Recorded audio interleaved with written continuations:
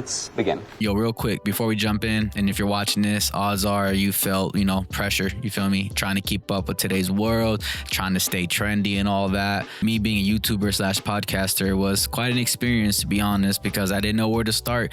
I'm so used to the copy and paste culture, you feel me? Like people doing reaction videos to stuff that people know would want to watch and all that.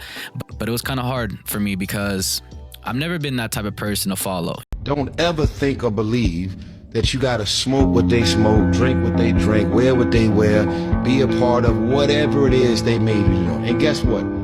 If it's considered something negative to me, but yet you're doing it that makes you happy, I want you to do what makes you happy. Live your life. I'm not trying to say that I never follow people, you know what I'm saying? There's times in life where you gotta follow, and there's times in life where you have to lead.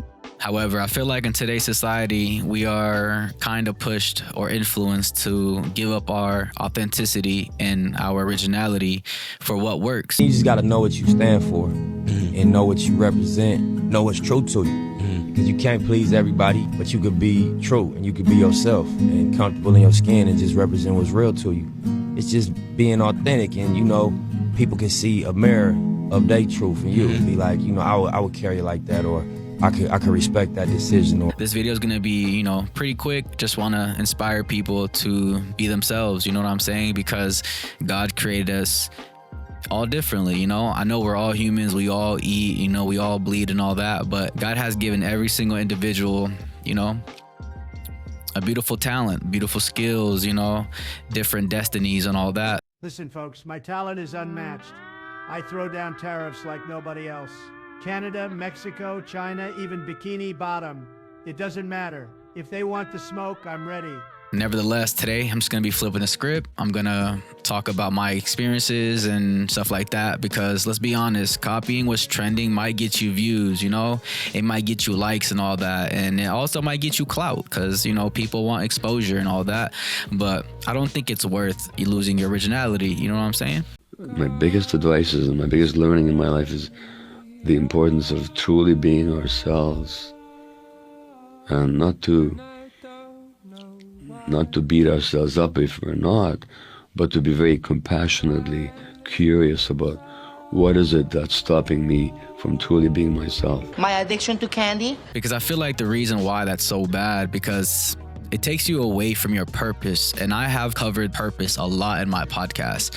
I even made a podcast titled Finding Purpose During Troubling Times or something like that. That was with Brian Edwards. So Brian, if you're watching, shout out to you, my boy. But on the other side, I think with a lot of social media and everything, that people want the numbers to go real quick. True. So if they post something right now and they'll got like 100 and 200 likes right now, they taking it down. Like, that's it for them. But if you really just keep building and building and building, you can get there. I think people just not patient, really. Yeah, people want to have that overnight success, but it really don't be overnight.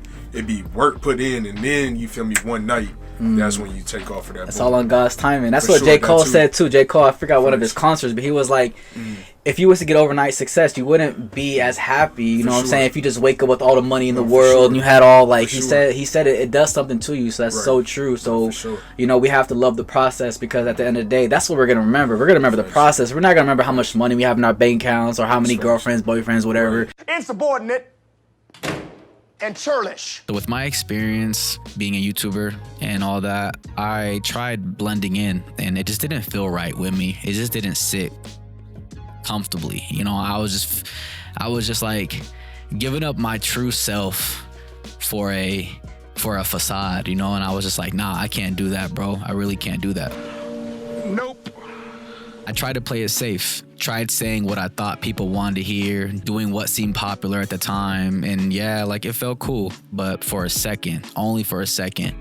But it also felt like I was wearing somebody else's skin. That's the best way I can say it. It wasn't until I got real, unfiltered, raw, honest with myself that I started to feel that deeper connection. It's like a connection deep in me bones. A lot of people know that being vulnerable is not a nice feeling, because you just don't want to be judged and we just want to fit in.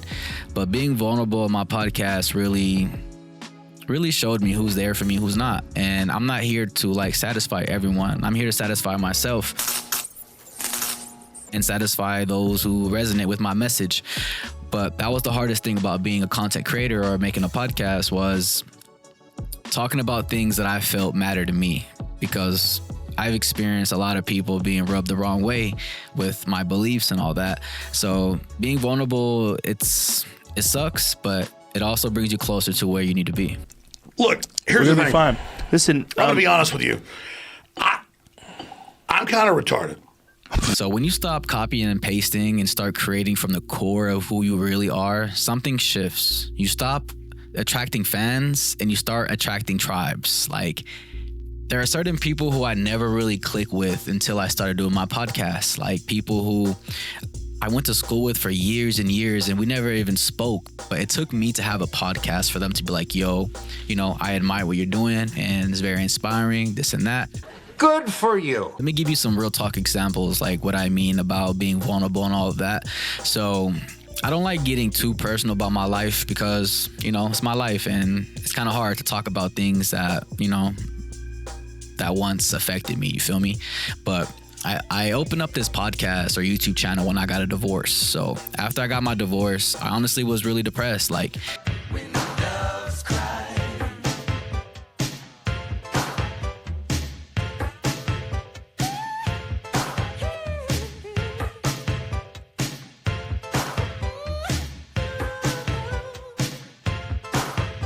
I grew up with this person, like I love this person to death, and things didn't turn out the way I wanted them to, you know?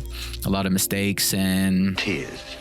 So I was at my most vulnerable and I just wouldn't smile anymore. I just felt like there was no point of me living. Like, that's how it felt. Like, I literally lost something that meant so much to me, you know? I love that person more than I love life. And, you know, I'm not trying to make it all sad right now, but I'm just trying to show you guys an example of being vulnerable can really open up doors to you which you never thought would open, you know? Like, I never thought I'd be on camera speaking about my life or making content, none of that. But, you know, it took me to be in the darkness to find my light, and you will never find your light if you're not being vulnerable, you know? You gotta be you to create the life you want and to create the life that God has destined for you.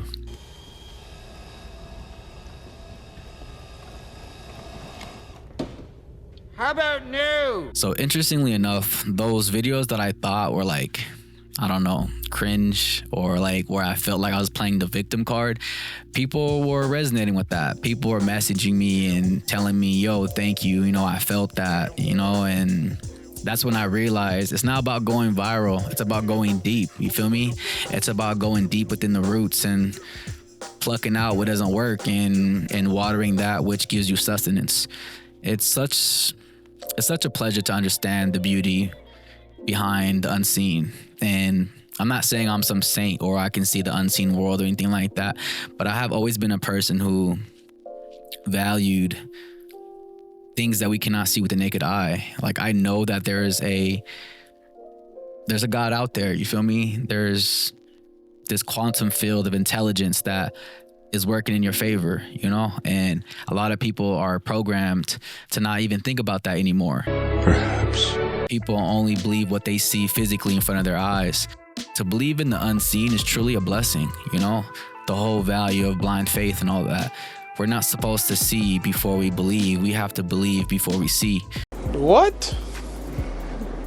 Bro, what are you talking about, man?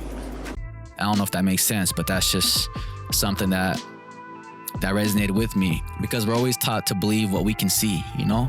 But yeah, I just feel like there's more depth in the world of the unseen than in the world of the seen. Oh my God! Wow! Just also want to say that you don't have to be the loudest. You don't have to be the most polished, you know, the most perfect. You just have to be real. You have to be authentic in that frequency of originality.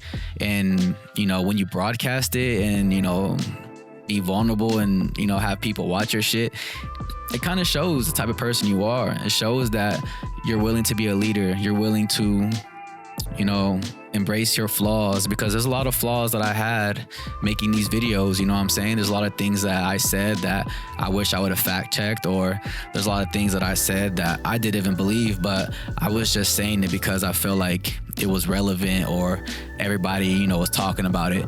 But I just told myself, only speak that in which I know resonates with me. And if it doesn't resonate with me, then why bring it up? My experience, you get the furthest being authentic. Even if you make people uncomfortable a little bit, at the end of the day, you're gonna be you, I'm gonna be me, and we'll go from there. I think when you stay true to your core and to yourself, you can't go wrong. Right. Everything, we always assume that if things aren't taken in on large levels that they're failures, right? But I think the failure is not being authentic to yourself. There is no one like you. There has never been anyone like you. There shall never be anyone like you. Therefore, be yourself. Authenticity is everything.